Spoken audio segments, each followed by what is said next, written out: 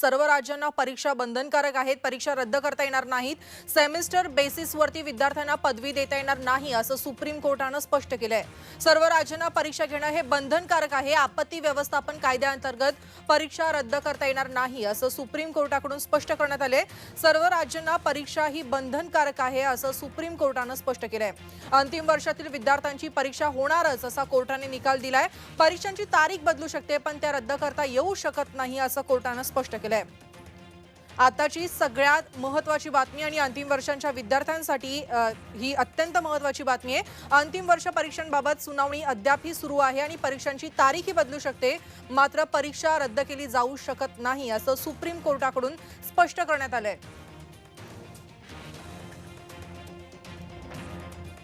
या संदर्भात अधिक माहिती देत आहेत आमचे प्रतिनिधी रामराजे शिंदे। राम, सर्व राज्यांना परीक्षा बंधनकारक आहेत, परीक्षा रद्द करता येणार नाहीत असं सुप्रीम कोर्टाकडून स्पष्ट करण्यात आलंय, म्हणजे अंतिम वर्षाच्या विद्यार्थ्यांची परीक्षा होणारच आता असं म्हणावं लागेल। राम, बिलकुल अंतिम वर्षाच्या विद्यार्थ्यांना प्रमोट करता येणार नाही, पुढे ढकलता येणार नाही परीक्षा घेतल्याशिवाय। हा महत्त्वाचा निर्णय जो आहे तो सर्वोच्च न्यायालयाने दिलेला आहे। त्याला आधार सुद्धा वेगवेगळे आधार आहेत। सर्वात महत्त्वाचा पहिला मुद्दा म्हणजेच की राज्य सरकारनं जे आपत्ती व्यवस्थापन कायद्याअंतर्गत परीक्षा रद्द करण्याचा निर्णय घेतला, त्या कायद्याअंतर्गत परीक्षा रद्द करता येणार नाहीये। हा सर्वात मोठा निर्णय आज सर्वोच्च न्यायालयाने दिलेला आहे। दुसरा महत्त्वाचा मुद्दा म्हणजेच की यूजीसीने सांगितलं होतं 30 सप्टेंबरच्या आतमध्ये या सगळ्या परीक्षा होणं गरजेचं आहे आणि तो आधार जो आहे किंवा यूजीसीचे जे निर्देश आहेत ते टाळता येणार नाही असं स्पष्टपणे सांगितलेलं आहे। याचाच अर्थ 30 सप्टेंबरच्या अगोदर सर्व राज्यांना आता परीक्षा घ्याव्या लागणार आहेत। 30 सप्टेंबर जी मर्यादा दिली होती त्याच्या अगोदर परीक्षा पूर्ण कराव्या लागणार आहेत आणि त्याचबरोबर कोरोना संदर्भाच्या ज्या सगळ्या गाईडलाईन्स आहेत त्या सुद्धा पाळाव्यात असं सुद्धा सर्वोच्च न्यायालयाने सांगितलेलं आहे।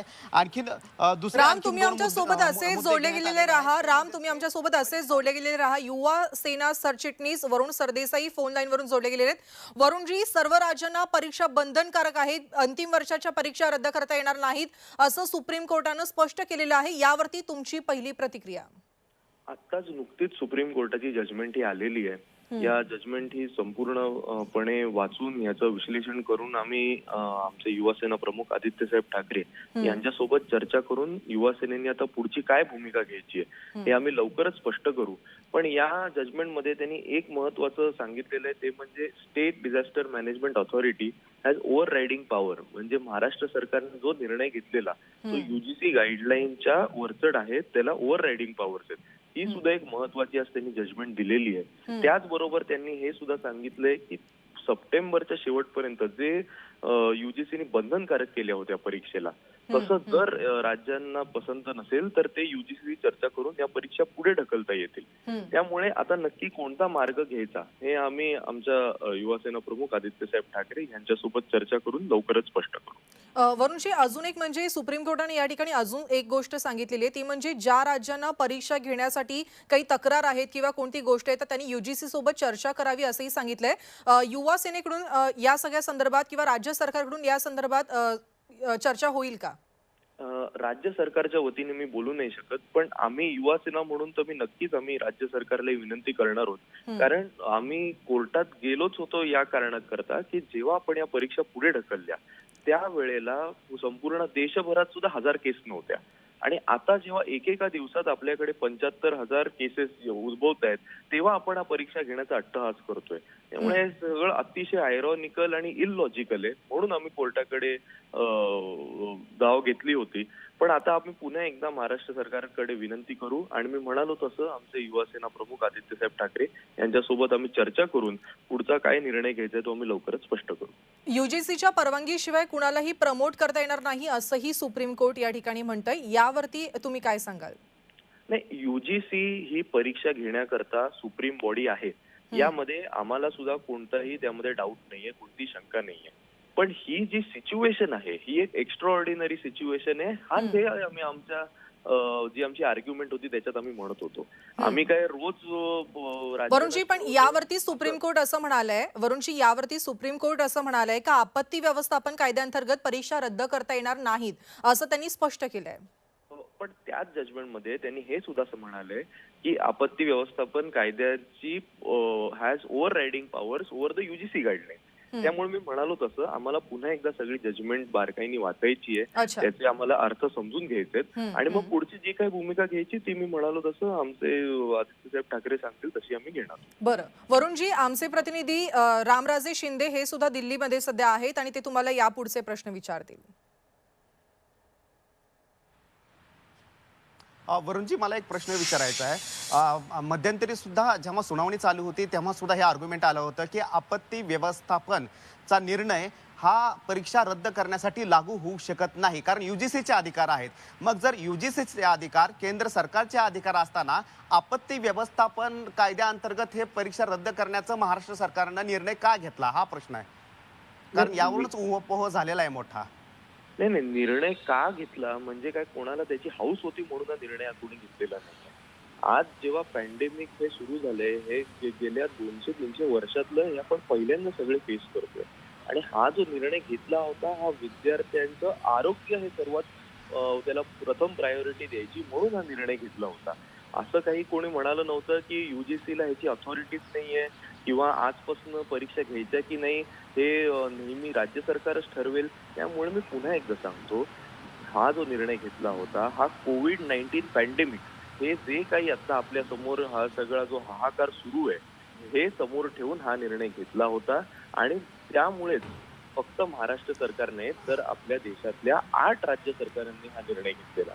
आज आपण बघत असाल तर जेईई आणि नीट या परीक्षा पोस्टपोन कराव्या याकरता सुद्धा पुन्हा एकदा 8 राज्यांचे मुख्यमंत्री हे सुप्रीम कोर्टात याचिका दाखल करतात.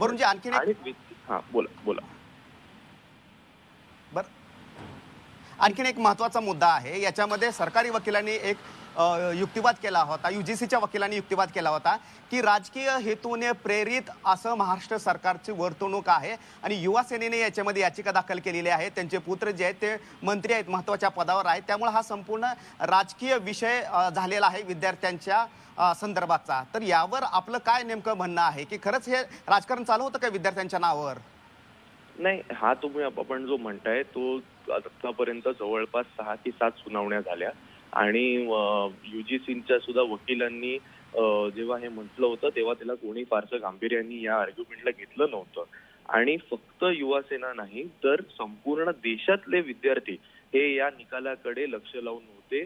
संपूर्ण देशातले विद्यार्थी हे आमच्या संपर्कात होते. त्यामुळे हा विषय हा फक्त राजकारणापुरता सीमित नसून आज देशातल्या विद्यार्थ्यांच्या भवितव्याचा विषय होता, त्यांच्या आरोग्याचा विषय होता आणि आजच्या या निर्णयाने त्यांच्या मनामधली जे एक थोडंसं टेन्शन होतं ते नक्कीच वाढेल, यामध्ये काहीच वाद नाही. नक्कीच वरुणजी, धन्यवाद. तुम्ही झी24 तासोबत बातचीत केली यासाठी. आमचे प्रतिनिधी रामराजे शिंदे आहेत. राम, अंतिम वर्षाच्या परीक्षांसंबंधी सुप्रीम कोर्टाने आपल्या निकाल वाचन जे आता सध्या सुरू ठेवलेलं आहे या संदर्भात अजून काय अपडेट्स आहेत? सर्वात महत्त्वाचं म्हणजेच की 30 सप्टेंबरच्या अगोदर या संपूर्ण परीक्षा घ्याव्या लागणार आहेत असे संकेत दिलेले सर्वोच्च न्यायालयानं. परंतु जर राज्यामध्ये जर कोरोनाची परिस्थिती जर अतिशय खराब असेल तर मात्र या संदर्भामध्ये युजीसीकडे राज्य सरकार निवेदन देऊ शकतं आणि परीक्षा पुढे ढकलण्यासंदर्भामध्ये विनंती करू शकतं. आता महाराष्ट्र सरकार ती विनंती करणार आहे का? राम, तुम्ही आमच्यासोबत असेच जोडले गेलेले राहा. उच्च आणि तंत्र शिक्षण मंत्री उदय सामंत फोन लाईन वरून जोडले गेलेले आहेत. उदयजी, आता सुप्रीम कोर्टाचा निकाल आलेला आहे आणि यावरून असं स्पष्ट कळतंय का अंतिम वर्षाच्या विद्यार्थ्यांची परीक्षा होणारच, यावरती तुमची पहिली प्रतिक्रिया? सन्माननीय सुप्रीम कोर्टानं आताच निकाल जाहीर केलेला आहे, परंतु अधिकृत तो निकाल जो आहे तो अजून शासनापर्यंत पोहोचला नाही. परंतु सुप्रीम कोर्टाचं म्हणणं आपण जे सांगितलं तशाच पद्धतीचं आहे. युजीसीनं 30 तारखेपर्यंत परीक्षा घ्या असं सांगणं डिझास्टर मॅनेजमेंटनं ठरवावं असं एक त्याच्यामध्ये म्हटलेलं आहे, असं आमच्या वकिलांकडनं समजतंय. म्हणजे परीक्षा तुम्ही पुढे ढकलू शकता. आणि दुसरं त्यांनी असं म्हटलेलं आहे की होल्ड करून विद्यार्थ्यांना पुढे नेणं हे योग्य नाही अशा पद्धतीचा निर्णय झालेला आहे असं वकिलांमार्फत कळलेलं आहे. परंतु या संदर्भामधला जो फायनल डिसिजन आहे जे वेबसाईटवर किंवा त्यांच्या याच्यावर येतं ते आल्यानंतरच अभ्यास करून बोलणं उचित ठरेल. परंतु सध्या तरी 30 सप्टेंबर पर्यंत परीक्षा घेणं बंधनकारक आहे जे युजीसीचं म्हणणं होतं ते सन्माननीय सुप्रीम कोर्टानं नाकारलेलं आहे आणि शासनानं परीक्षा घ्याव्यात ते कधी घ्याव्यात ते शासनानं ठरवावं असं सुप्रीम कोर्टाचं त्याच्यामध्ये म्हणणं आहे. नक्कीच उदयच्या अजून एक सुप्रीम कोर्टाने या ठिकाणी स्पष्ट केलंय का आपत्ती व्यवस्थापन कायद्याअंतर्गत परीक्षा रद्द करता येणार नाही, यावरती तुमची प्रतिक्रिया? हॅलो उदयजी, माझा आवाज तुमच्यापर्यंत येतोय का? हॅलो उदयजी, माझा आवाज तुमच्यापर्यंत येतोय का? उदयजी, हॅलो उदयजी, आपत्ती व्यवस्थापन कायद्याअंतर्गत परीक्षा रद्द करता येणार नाही असं सुप्रीम कोर्टाकडून स्पष्ट करण्यात आलंय, यावरती तुमची प्रतिक्रिया? हॅलो उदयजी, आमचा आवाज तुमच्यापर्यंत येतोय का? काही तांत्रिक कारणामुळे उदयजी यांच्याशी संपर्क तुटलेला आहे. आमचे प्रतिनिधी रामराजे शिंदे आपल्यासोबत आहेत. राम, आपत्ती व्यवस्थापन कायद्याअंतर्गत परीक्षा रद्द करता येणार नाही असंही सुप्रीम कोर्टाने या ठिकाणी स्पष्ट केलेलं आहे. अजून कोणत्या महत्त्वाच्या बाबी या सगळ्या सुनावणीत नमूद करण्यात आलेल्या आहेत? खरं तर शैलजा, आता इथून पुढे काय होणार, कारण निकाल तर आलेला आहे आणि निकाल स्पष्ट दिलेला आहे सर्वोच्च न्यायालयाने. उदय सामंतजीकडून हेच जाणून घेणं गरजेचं होतं, आवश्यक आहे आपल्याला, की आता 30 तारखेपर्यंत ह्या परीक्षा घेणं भाग आहे. मग महाराष्ट्र सरकार ही परीक्षा पुढे ढकलणार का? आणि परीक्षा पुढे जर ढकलायची असेल तर मग त्यासाठी UGCकडे निवेदन करणार का? UGCकडे निवेदन करताना मग आणखी कोणते मुद्दे महाराष्ट्र सरकार घेऊन जाणार, हा सगळ्यात महत्त्वाचा मुद्दा आहे. कारण जरी सर्वोच्च न्यायालयाने सांगितलं असेल की त्या राज्यातील राम, उदयजी सुद्धा आपल्यासोबत फोन लाईन वरून जोडले गेलेले आहेत. राम, उदयजी सुद्धा आपल्यासोबत फोन लाईन वरून जोडले गेलेले आहेत. तुम्ही त्यांना प्रश्न विचारू शकता. अच्छा, उदय सामंतजी, सर्वोच्च न्यायालयाने ज्या पद्धतीने सांगितलं की 30 सप्टेंबरच्या अगोदर परीक्षा घेणं गरजेचं आहे, परंतु राज्य सरकारला हे अधिकार आहेत की परीक्षा पुढे ढकलण्याच्या संदर्भामध्ये. मग महाराष्ट्र सरकार आता काय विचार करते? परीक्षा पुढे ढकलणं गरजेचं आहे का? 30 सप्टेंबरच्या नंतर परीक्षा घेण्याची महाराष्ट्र सरकारची इच्छा आहे का? आणि तसं UGCकडे आपण निवेदन देणार आहात का किंवा विनंती करणार आहात का? यामध्ये एक पहिली गोष्ट अशी आहे की सुप्रीम कोर्टानं जो निर्णय दिलेला आहे त्या संदर्भामधला पूर्ण अभ्यास महाराष्ट्र शासनाचे सगळे अधिकारी, मंत्री म्हणून मी स्वतः करेन. एक पहिली गोष्ट अशी होती की आम्ही 30 सप्टेंबरच्या अगोदर एक्झाम घेऊ शकत नाही, हे म्हणणं ॲफिडेव्हिटद्वारे देखील सन्मान्य सुप्रीम कोर्टाच्या समोर मांडलेलं होतं. डिझास्टर मॅनेजमेंटनं महाराष्ट्रातली पूर्ण परिस्थिती बघून महाराष्ट्र शासनानं ॲफिडेव्हिट केलं होतं की आम्ही हा एक्झाम करू शकत नाही. पूर्वी देखील सांगितलेलं होतं की जरी पदवी आम्ही देणार होतो तरी सुद्धा त्या विद्यार्थ्यांना जर मार्क्समध्ये अपग्रेड करायचं असेल किंवा त्यांना अजून परीक्षा द्यायची देखील नियोजन करणार होतो, हे आमच्या GR मध्ये देखील म्हटलेलं होतं. परंतु जी काय आर्ग्युमेंट करायची होती महाराष्ट्र शासनाच्या वतीनं, युवा सेनेच्या वतीनं युवा सेनेनं केलं. महाराष्ट्र शासनाला जे ॲफिडेव्हिट द्यायचं होतं ते विद्यार्थ्यांच्या बाजूनं महाराष्ट्र शासनानं दिलं. परंतु सन्माननीय सर्वोच्च न्यायालयानं जो निर्णय दिलेला आहे त्याचा आदर करावा लागेल, त्याचा अभ्यास देखील करावा लागेल आणि विशेषतः कोविडच्या परिस्थितीमध्ये विद्यार्थ्यांना करोनाची लागण होणार नाही याची पूर्ण दक्षता घेऊनच आम्हाला पुढे जावं लागेल. परंतु सन्माननीय कोर्टाने घेतलेला जो निर्णय त्याचा अभ्यास करूनच बोलणं उचित ठरेल. नक्कीच, धन्यवाद उदयजी, तुम्ही झी24 सोबत बातचीत केली यासाठी. धन्यवाद राम, तुम्ही सुद्धा दिलेल्या माहितीसाठी.